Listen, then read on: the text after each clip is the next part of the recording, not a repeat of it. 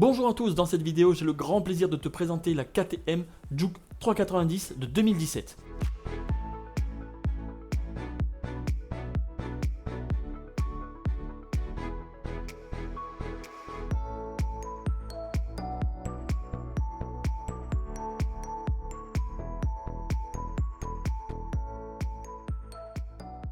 Pour son moteur, elle a un monocylindre de 373,2 cm3 qui fait 44 chevaux et développe un couple de 37 Nm à 7250 tours minute. Pour son train avant, elle a une fourche inversée de marque WP d'un diamètre de 43 mm et d'un débattement de 142 mm.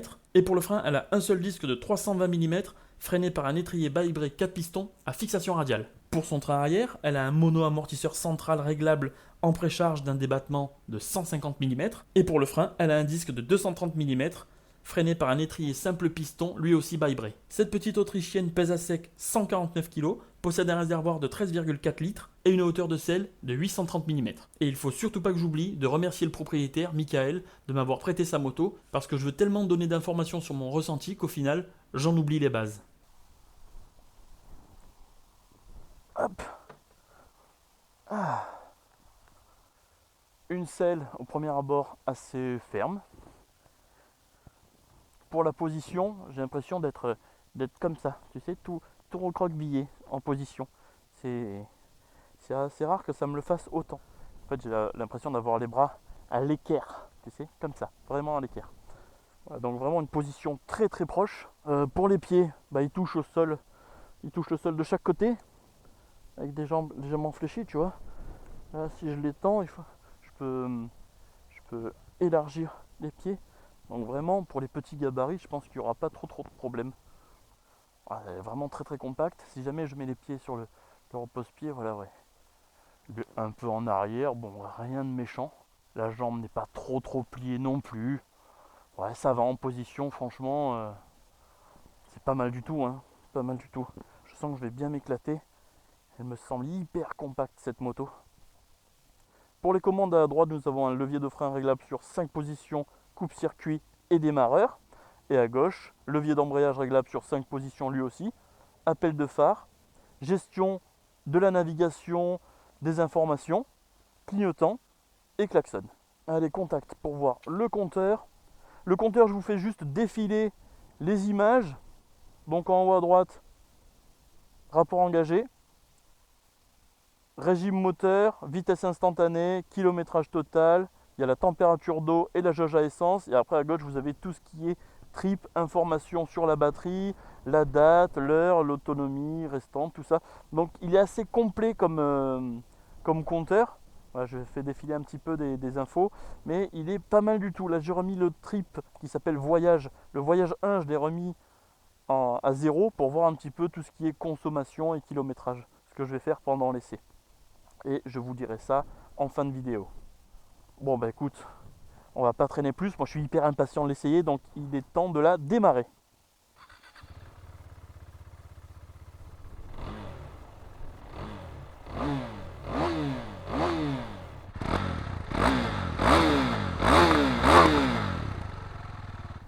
Allez, c'est parti, première. Pas trop de secousses évidemment.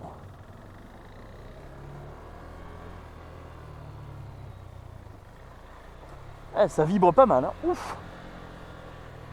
Dans les cale-pieds, ça vibre. À la selle aussi. Allez, les premières impressions.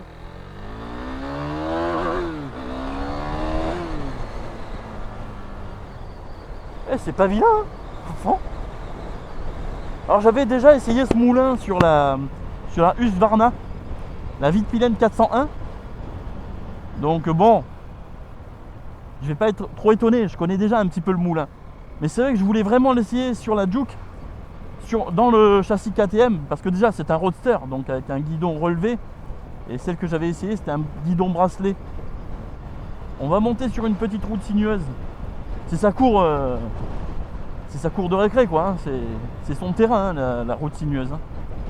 Ah, là tu traverses pas la France par l'autoroute, hein. Allez, je vais vous faire un petit départ 0-100 km/h à fond. 3, 2, 1.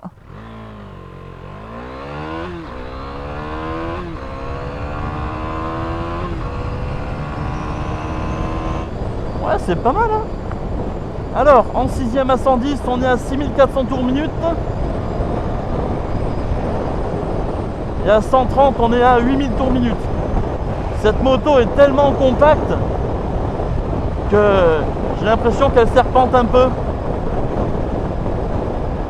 C'est qu'une première impression, hein, à confirmer sur la route sinueuse. Et j'ai l'impression qu'elle serpente, pas parce qu'elle est nulle en châssis, hein, mais parce qu'elle est vraiment très très courte. Donc à voir sur la route là-haut. Mais déjà ma première impression c'est qu'elle flotte un tout petit peu. La protection au vent est exceptionnelle. Non, je plaisante, hein. Je plaisante. Il n'y a rien, je me prends tout dans la tronche. Bah évidemment, de toute façon, rien qu'à la voir, on le sait déjà, hein. Mais bon, c'est pas des motos pour faire de l'autoroute à la base. Là sur l'autoroute, là je suis à 7500 tours minute à 120. Les repose-pieds vibrent tellement que j'ai l'impression que je vais perdre surtout le droit. Il vibre énormément. Allez, je sors de l'autoroute. Je suis en quoi là? En 4. Elle se pose super bien. Bon, même pas besoin de dire que la maniabilité est au rendez-vous. Elle repart super bien, mais en fait, t'as de quoi rouler à 100 km/h sans forcer avec ces petites motos. Déjà, ça suffit amplement quoi pour le code de la route. Réellement. Petite moto comme ça suffit amplement. Bon, d'accord, ça nécessite plus d'entretien. Ça, je suis complètement d'accord. Ça s'essouffle assez vite. Alors, quand je dis ça s'essouffle, ça veut dire que, voilà, à 130, 140, t'es pas loin d'être à fond, quoi. Mais si tu veux pas perdre ton permis, moi, je conseille ce genre de motorisation. Alors, en mono, comme je dis, ça nécessite plus d'entretien. Évidemment. Mais si tu es quelqu'un qui roule pas énormément, parce que quelqu'un qui fait au moins 15-20 000 par an, tu peux pas avoir ça. Si tu peux, mais tu vas l'éclater quoi. Enfin, tu vas l'éclater. Ouais. Tu m'as compris quoi. Il va s'user assez prématurément, si je peux dire. Mais si tu roules pas beaucoup, ces petites motos, alors déjà, c'est hyper facile. C'est impressionnant. C'est impressionnant la mobilette que c'est. Bon, par contre, le moteur est assez exigeant, si je peux dire, dans les bas régimes. C'est-à-dire qu'il va reprendre, tu vois, il va claquer. Il va pas aimer quoi. Les bas régimes, en dessous de 3000 tours minute, il va te dire, hey, Coco, baisse un rapport ou deux là parce que ça va mal se passer entre nous quoi. Alors, je vais en profiter pour voir comment elle braque cette petite bécane. Hop, je braque à fond. Ouais. Oh, c'est moyen, hein. Alors, nous sommes sur une petite route sinueuse. Malheureusement, dans 3 km, elle est fermée. Génial. C'est bien ça. Bon, ça va me permettre déjà de voir ce que ça donne sur les 3 petits kilomètres. Alors, là, en ABS, on a le choix de sélectionner soit off, tout déconnecté, ROD, c'est actif à l'avant et à l'arrière. Et là, Supermoto, comme Supermote, et il n'est actif qu'à l'avant. Et l'arrière, non, comme ça au moins, on peut rentrer en glisse ou quoi. Alors, eh ben, cette petite bécane, je la trouve assez hargneuse. Mais dans mes souvenirs, je la croyais plus hargneuse que ça. Je dis pas que c'est pas méchant, hein. Si, c'est méchant comme moto. Mais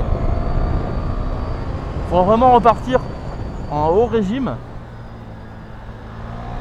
Parce que sinon, il va y avoir un petit temps de latence pour qu'elle reparte.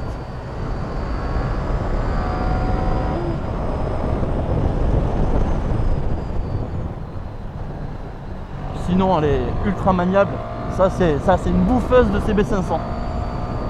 Ah ouais, c'est une bouffeuse de CB500.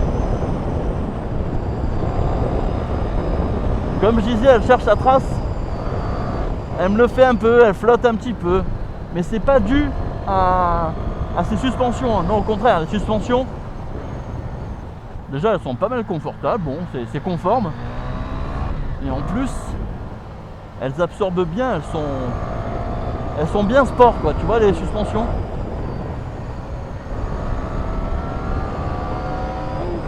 Une fois qu'elle est posée, elle cherche moins sa trace. C'est vraiment sur la mise sur l'angle qui fait qu'elle cherche sa trace.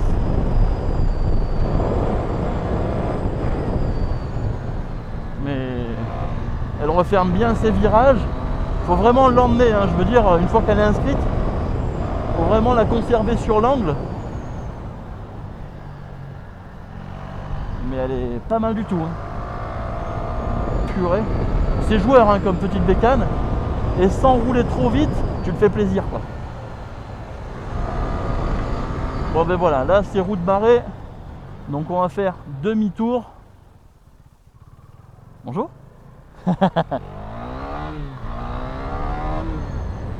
Il m'a dit en première, elle lève qu'avec les gaz, si tout rend grand. Bon, je vais pas le faire. Je suis déjà pas quelqu'un qui sait lever, donc je vais pas le faire. Mais c'est vrai qu'elle est assez rageuse sur les premiers rapports. Après là, pour repartir, je suis en 4. C'était un peu limite. Donc faut pas hésiter à tricoter de la boîte. Quand je tombe des rapports un peu tôt, elle dandine du cul, mais elle fait rien de méchant, quoi.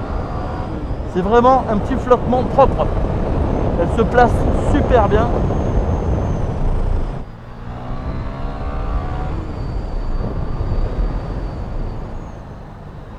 J'ai l'impression d'être sur une supermoto en fait.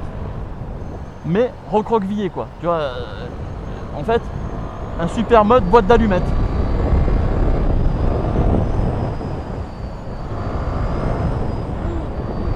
Faut pas mal tricoter de la boîte, hein, pour la faire réagir.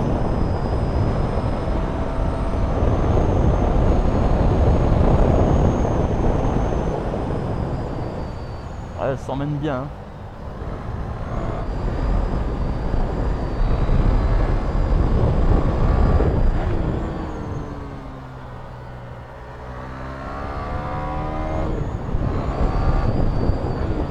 Tu vois, sur route sinueuse, c'est hyper amusant, hyper fun comme petite bécane.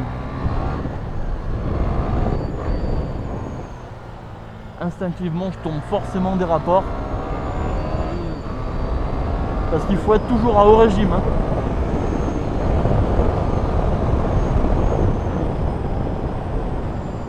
Ah, le freinage aussi, j'en ai pas parlé, mais ouh, il m'a fait lever l'arrière. Ouais, il est bon, hein. Il est très bon le freinage. Franchement, c'est que du positif, quoi. C'est joueur. Je peux pas dire que ce soit une moto très rassurante. Je veux dire, elle tient la route. Elle est bien, elle est précise, si tu veux. Mais elle flotte un peu par rapport à sa géométrie, ce qui fait que ça la rend pas super stable à 100%, tu vois. Elle est collée à la route, si tu veux. Elle est, sportivement parlant, intéressante. Tu peux taper dedans, tu peux vraiment suivre des mecs avec des plus grosses motos sans problème sur petite route sinueuse. Après en ligne droite, ça va être limité.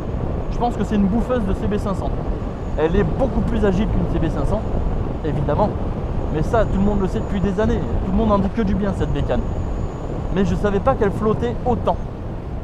Ça, effectivement, c'est peut-être dû à mon gros poids aussi, hein. Je fais 90 kg, hein. Faut pas l'oublier. Là, tu vois, elle a rien fait. Mais dès que tu la cravaches un tout petit peu, hop, elle va chercher un petit peu. Mais pas dû aux suspensions, hein. Encore une fois, je me répète. Le freinage est bon, les suspensions sont bonnes. Le cadre est super compact, la position est très compacte, ça c'est sûr que c'est pas une moto de grand, hein. Sur ma chaîne, vous avez remarqué qu'il n'y a pas de KTM en fait. Il y a la 690, mais ça c'était un vieil essai avec un son pourri et une image pourrie, parce que j'avais un autre matos. Mais c'est vrai qu'il n'y a pas de KTM sur ma chaîne. Je vais vous dire pourquoi.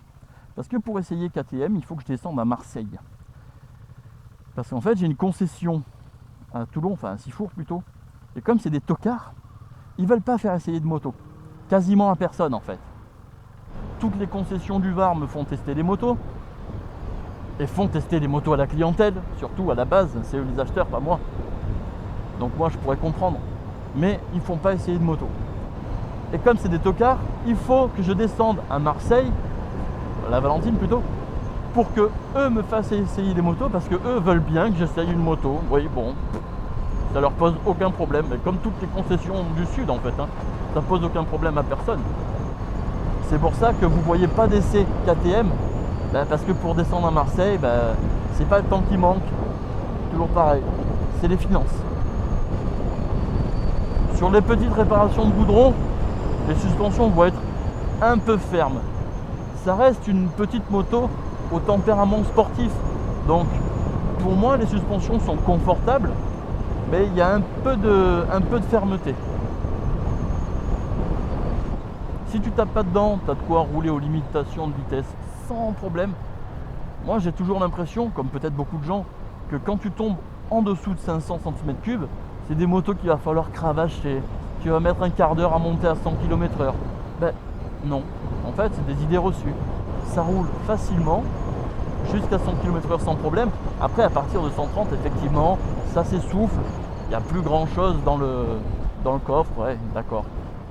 Ah, je vais regarder les consommations. 4 litres 6 au 100 depuis qu'on est parti. Une vitesse moyenne de 72 km/h. Autonomie restante 230 km. Il y a 2, 4, 6, il y a 7 carrés. Et il m'en manque un depuis qu'on est parti. Voilà, c'était pour la conso. 4 litres 6, voilà, en cravachant un petit peu. Si tu restes sage, je pense que tu as de quoi consommer comme un moineau. Voilà, j'espère que ce test t'aura plu. Pour les nouveaux, bienvenue sur ma chaîne. Et je vous dis à bientôt à tous pour d'autres essais. Allez, ciao.